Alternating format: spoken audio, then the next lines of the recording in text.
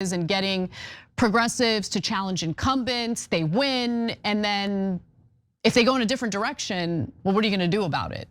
You get what I'm saying? Yeah. And here it is. This is the totality of the plan, just so we're clear. The takeover of the Democratic Party. So this year, launch candidates promotion for initial group, expand partnerships with media organizations and influencers. There it is. You know, this is not me talking shit. I'm not fucking dropping some real hot tea here. This is just literally what he said out loud. And then in 2026, what can you expect? Ramp up the media outreach. Increase media engagement. Did you mean to keep that? He's just saying it out loud. Apparently has a super PAC that he is launching. Once again, the RebellionPAC. Check out more about RebellionPAC.com and the populist takeover of the Democratic Party on News Nation with Chris Cuomo. And we're taping an interview on the Breakfast Club tomorrow. All right. These are pretty big shows. Kind of weird, the Chris Cuomo one, being Chris Cuomo and all. But either way, it's been announced. And so it's big news. Let's learn a little more. It's Cenk Uygur. Cenk, how you doing? Good, Anna. How you doing? Pretty good, pretty good. All right. I'm in New York, as you can tell, in a fun hotel room here. Big announcement today. We are launching a populist takeover of the Democratic Party. Hey, it's my first time here, but I think it's great content. That means everything. Thank you. You made my day. We're doing it through RebellionPAC, RebellionPAC.com. So what does that mean? First of all, what are we concentrating on? Economic populism.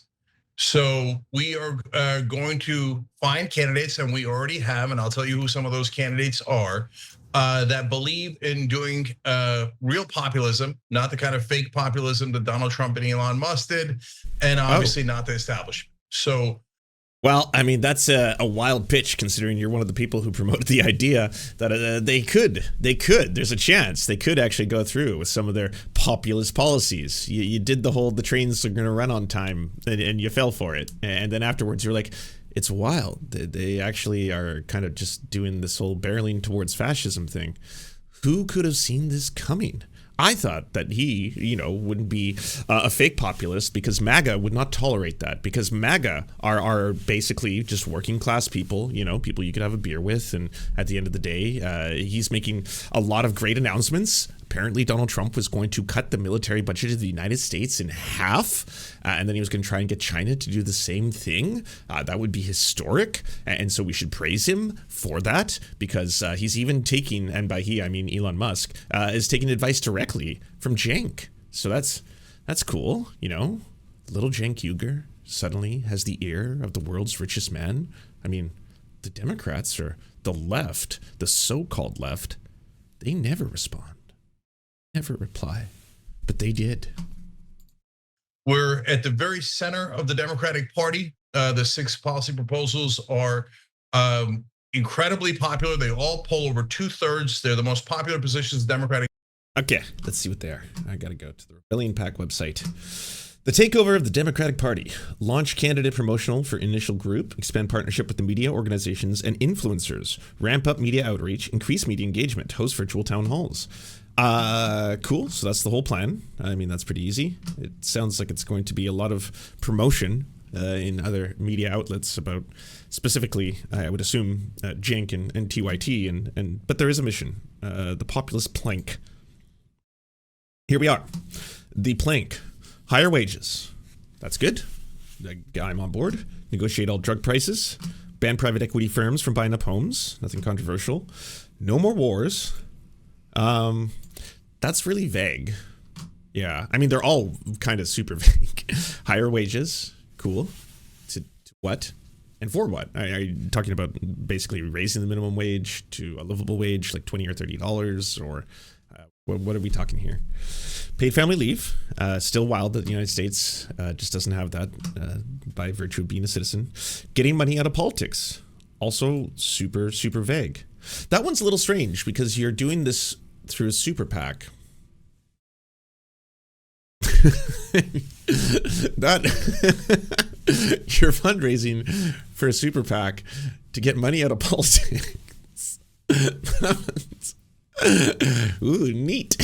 I mean,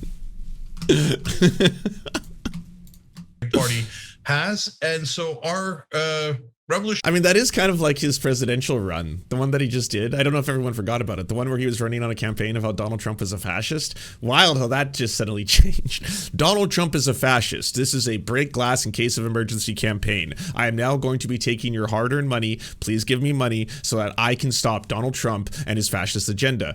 Well, that didn't work. Hey, Donald Trump is actually a populist, and we should be having conversations with MAGA and sitting down with people like Charlie Kirk. Yeah, the white supremacist, Charlie Kirk. How are you doing, giant white supremacist Charlie Kirk? I'd like to have a beer with you. Not Sam Cedar. That guy is an extremist, I tell you. The radical left and the radical left agenda trying to call me a Nazi. Ideas. Why don't we do them first? And let's get a giant coalition to do this. And we're planting our flag and saying we think the Democratic Party should go towards economic populism. And so we have an incumbent that is a sitting congressman who's with us and has already joined the rebellion. We have several candidates who have joined the rebellion. And as you'll see, they're about as populist as it gets. So some portions of the party, the establishment, are basically populist as it gets. I love how that's just like his word of the year. He loves it. He uses it all the time. Yeah, they're not real populists. I know real populists. Those ones are fake populists. I'm all about populists. We're going to have a populist position that's very popular. Basically in the do nothing camp. And some good folks are in the do everything camp, Maximal's position. We're in the camp of do the right things and build up power and leverage, regain the country. And Anna, most importantly, in 2026, let's go win in blue, purple, and red districts. Let's take power back from Donald Trump and then build the credibility and the leverage to be able to help in picking a 2028 candidate for the Democratic primaries, take back the Democratic Party and take back the country. And so this is a practical plan. It's a real plan. It involves real candidates. And again, with the most popular positions within the Democratic Party, let's go win. Let's take power back for the people. So how is this different from what was done through Justice Democrats, for instance, right? So Justice Democrats started or launched with you, by the way, being one of the people who pushed for it. And the idea was to get progressives to challenge Democratic incumbents. And that's how we have people like AOC in the House of Representatives. How is this different? Yeah, so great question. So I was one of the co-founders of Just Democrats, and as our audience knows, we launched Just Democrats right here on Young Turks. And Ro Khanna again was the first person to sign up. You lead by leading, and that brother has a lot of courage, and he's had the right idea all along, economic patriotism. And I am proud to announce that Ro Khanna is now part of the rebellion. So part of the rebellion. Happy to have him on board. He believes in new economic patriotism. That's his term. New economic patriotism. And I love it. And he's in California 17 and is always what is happening? He's a co-chair, of course, of Bernie Sanders' presidential campaign. So thrilled to have him with us. There's another face that you'll remember in a second. But Anna, to your question about how this is different this time around, two things. Number one, back then the timing was right to win some stunning victories as we did in the AOC race, and then arguably in Rashida Tlaib and Ilhan Omar and Ayanna Pressley.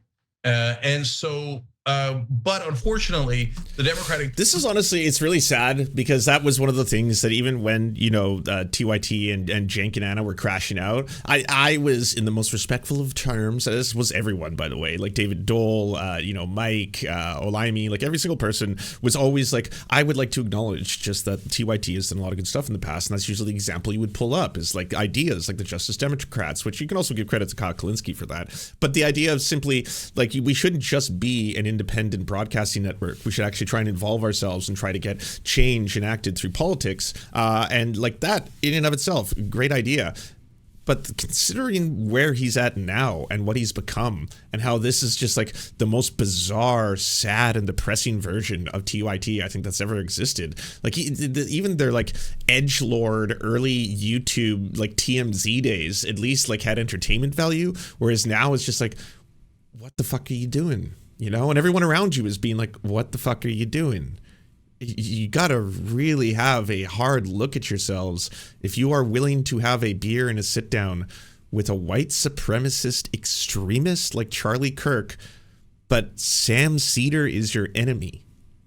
And the rest of like all the other people who are considered progressive and beyond are all your enemies because they're all max lefting and they want to be the real true left, and they're all about demanding purity from you and just won't let you be. And it just seems like, you know, every person of color who works at the network has eventually at some point or another left, or every LGBTQ plus person has eventually left because, again, you keep saying like, oh, we tolerate, you know, speech, and I'm all about disagreements, and I love having employees I disagree with until I don't.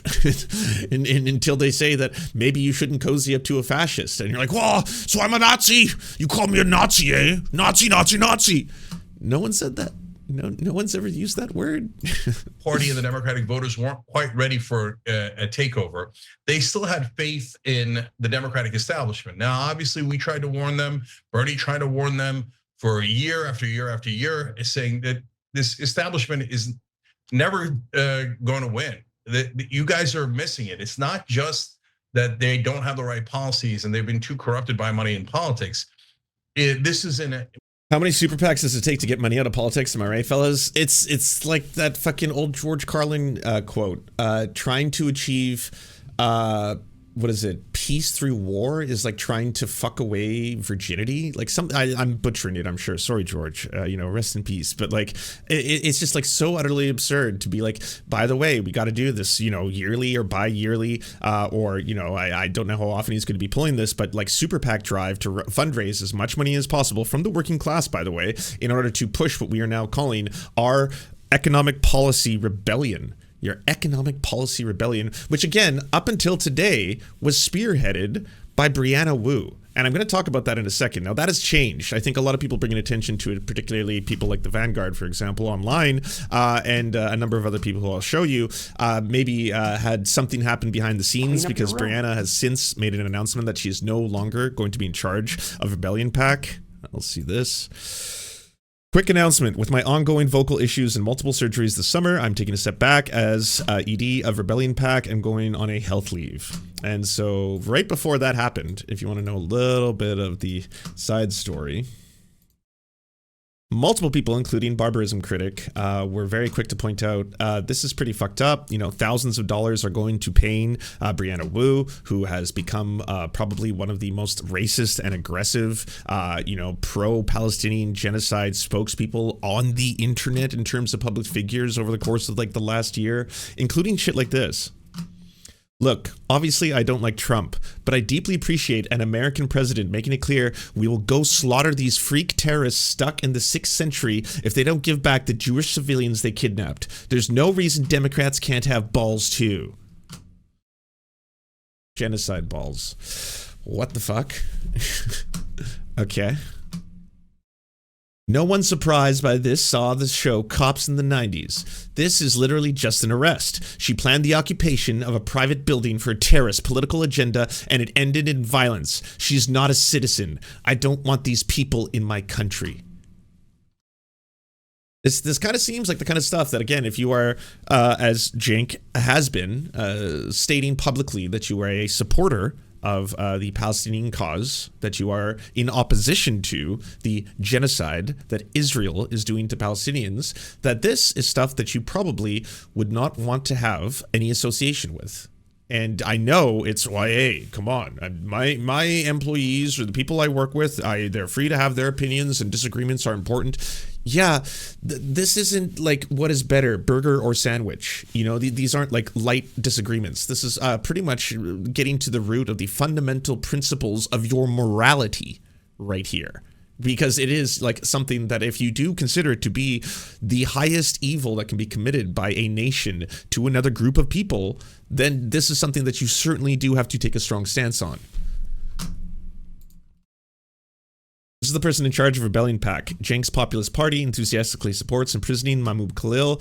Armed mass goons kidnapping people for speech is rebellion, but a union started to get healthcare and PTO must be crushed, lied about, and covered up. Got it.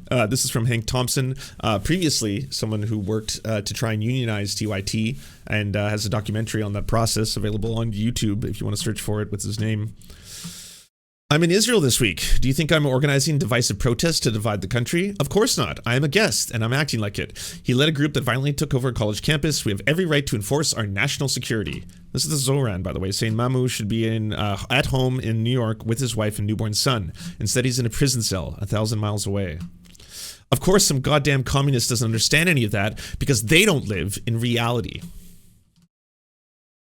This was up until people started making noise, by the way. So again, I think this is similar to, say, like how right now Elon Musk is stating publicly that he wants to take a step down from his Doge duties because he is just simply not enjoying the effects that, say, being the president of the United States is having upon his many ambitious companies and stuff like that. So a lot of people brought a lot of attention to the fact that Brianna Wu is very, very racist and has obviously been doing a lot over the past course of the year to not warrant wanting to work with or be in charge of a fundraising mechanism or organization that you are building, like a rebellion one. Also, right now on the channel Israel State of the Nation with Elon Levy, Israel's fighting alone for democracy, tackling anti-Zionism with Brianna Wu. We will not be watching this. I just want to say. This, by the way, is one of the stories that is happening simultaneously. This is not a picture of a dead child. This is a live child, and I'm not trying to shock anyone and show people, horrifying war crimes and atrocities on a regular basis, because I know a lot of people have been deeply affected by seeing them. This was a story that came out today of a child that lived through a bomb that went off in a building and was blown onto the roof of another building. Again, it's like every single day, one of the worst or most horrifying things you could possibly imagine happens, and then it's just it's outdone by yet another one of the worst and most horrifying things you could possibly imagine happening, just like in tandem. Like it's now, while people are paying less attention than ever to what is taking place in Gaza, we're getting like multiple stories a day. Like check out Drop Site News or Ryan Grimm's feeds right now, and the amount of stories that they're trying to bring attention to. But it's like 22 children killed, fucking hospital bomb, school bomb, orphanage bomb, 56 children have become amputees, 52 children died as orphanages struck, tent bombed, fucking hundreds of people died. This is happening multiple times a day. And now, of all times, it would be like of the utmost importance to bring attention to anyone who's continuing to support this fucking horror show. And there are people who are not only supporting it, but are vocal about it. Incredibly vocal. Yes, I'm sorry. I would find that to be something for which I would have difficulty, at the very least, working with someone else who's openly now stating, the kind of rhetoric that Brianna Wu is doing. And so a lot of noise and attention was needed, I think, before, whatever took place behind the scenes to get, Cenk to have to make statements about it. Cenk, we're tired of both sides being so willing to fight Israel's wars. No one is getting behind anything associated with Brianna Wu. If you think I'm going to be too soft on Israel, you haven't been paying attention. But I'm not canceling anyone over their opinions, especially on this issue, where our side has been canceled forever. We agree on the populist plank. We're allowed to disagree on everything else. You're just straight like saying it out loud. That's absolutely wild. And I have absolutely no idea what took place behind the scenes. I guess no one will, outside of both, Cenk and Brianna. But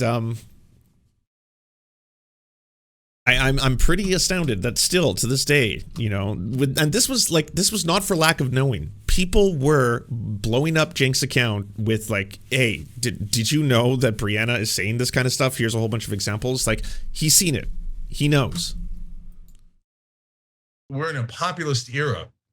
And if you keep running the most corporate, most establishment candidates, you can't win. Populist. But at the time, the voters were not quite ready to hear that message. After the debacle of 2024, with what happened with Joe Biden and Kamala Harris, the Democratic voters are in a very different place.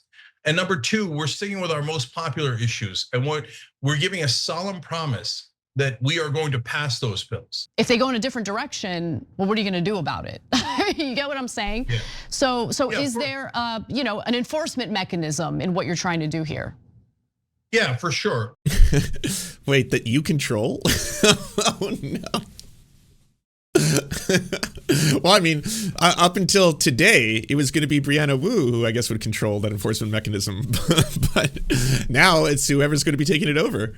And so, look, if you get into office and then we go, okay, paid family leave is up first. And everybody can go on TyT.com to see the populist plank, but you can also go on RebellionPAC.com now to see the populist plank. It started on TyT as just an idea. Now it's being put into practice as a real plan.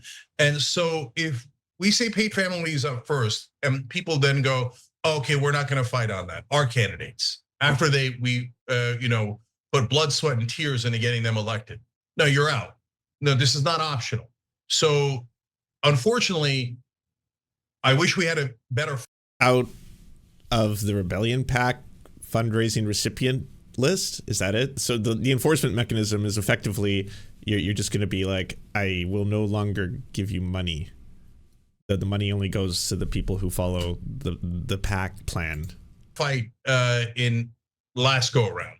And so here, I'll give you a specific example. I'm not trying to, go after anyone here. I'm just I'm gonna just put this out there. I don't think media figures should be the ones determining this, or even if they're not going to do it directly, it's like, hey, I wash my hands of this. I'm not the one who's going to be leading it. It was previously Brianna Wu, but it's going to be someone else now. So someone else is going to take it over, and it's going to be up to them to be able to again crack that whip and decide whether or not people do or do not get our support if they don't follow our strict rules. And then it's like, yeah, but I mean, it's still just a company directly under the umbrella of TyT. I think that this whole thing is a strange project. And how we're going to try to prevent it next time. So in the first bill that Biden proposed, COVID relief bill, they had $15 minimum. Can you consider to divide us? I think that this is all being done in part because it's also going to be a very strong mechanism to be able to get more media attention. That I think at the core, like you can already see on the website, right? It's like what are the directly laid out plans when we go to the plan, and here it is. This is the totality of the plan. Just so we're clear, the takeover of the Democratic Party. So this year, launch candidates promotion for initial group, expand partnerships with media organizations and influencers. There it is. This is not me talking shit. I'm not fucking dropping some real hot tea here. This is just literally what he said out loud. And then in 2026, what can you expect? Ramp up the media outreach, increase media engagement. Did you mean to keep that? He's just saying it out loud.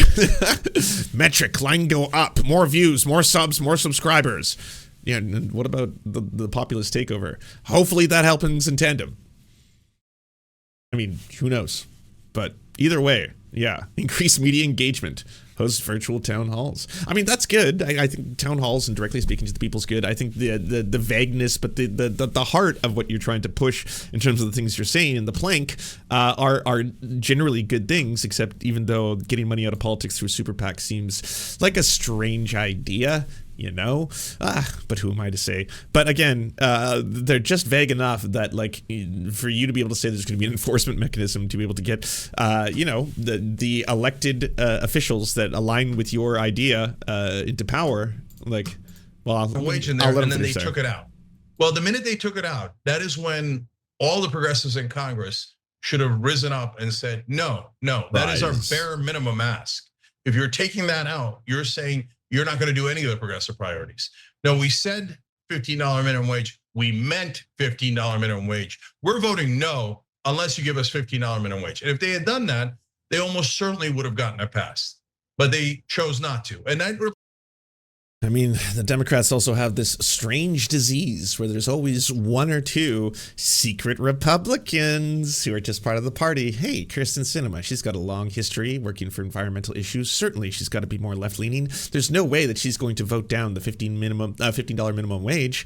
Oh, she just did, and she tried to girl boss it too. Even like yeah. How about that? Weird. Applies to all Democrats. And of course, 8 Democrats. I want to see the super PAC bring back planking. Good point. Did Did you all know that Tom Green invented planking? Or at least he claims to take credit for it. Tom Green. Planking. First recorded incidents of it in 1994.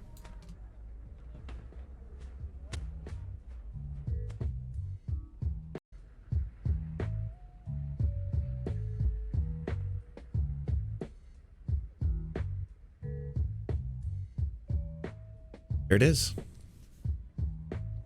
So the meme was born.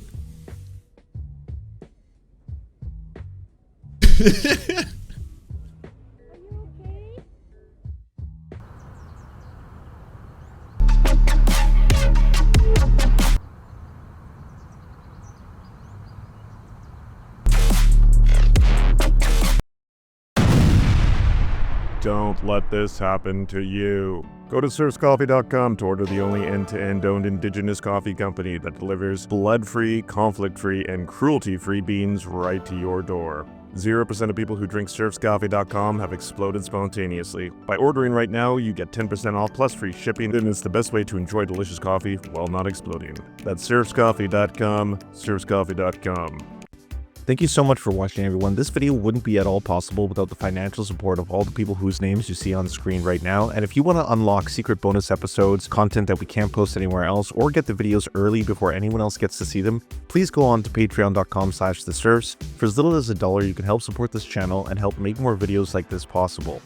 Our executive producers are Anna Loves Riley, Adrian McCarthy, Bobby Lasers, Cheryl Alvarez, Comrade Junkie, Doug Caddy, Everything Important, Garrett Sandoval, Hagbard Celine, Jimmy Sombrero, Multimondi, Omni, Political Papi, Preston Kroll, Quiet 185, Richard Boehm, Riley and Anna, Roller Dragon, Cernicus, Stellar Gwyn, Sebastian Demel, Tigwig, Trav, and Words Greenwood. And also, it wouldn't be possible without all the names you see on the screen right now. Again, if you want to help produce this content, it's only made possible through the funding of our patrons. Head on down to patreon.com/theserfs. That's patreon.com/theserfs.